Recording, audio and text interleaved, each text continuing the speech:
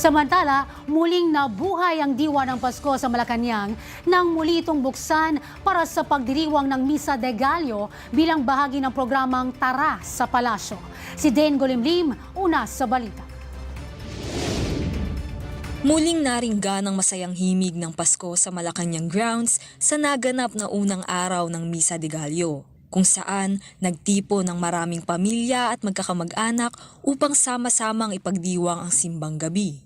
Ika-4 na taon mula nang sinimula noong 2022, ang Misa de Gallo ay isa ng mahalagang bahagi ng Tara sa Palasyo program ng Office of the President.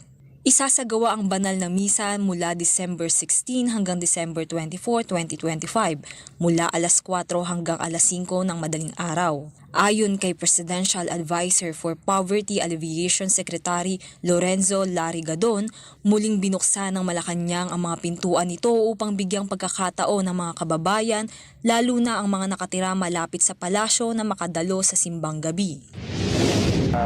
Pinagdiriwang natin at inaalala ang kapanganakan ni Jesus Christ at dahil dyan ay muling binuksan ng Malacanang ang kanyang pintuan upang ang mga kababayan natin na nasa malapit dito ay pwedeng makapagsimba. Matapos ang banal na misa, masayang nagsalo-salo ang mga dumalo sa mga paboritong pagkaing pampasko tulad ng mainit na tsokolate, bibingka at puto bumbong.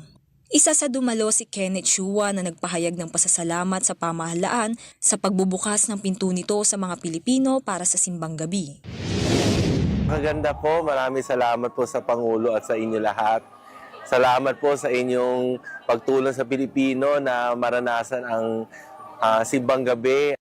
Nauuna sa balitang totoo at laging bago, Dane Golimlim, alauna sa balita, Congress TV.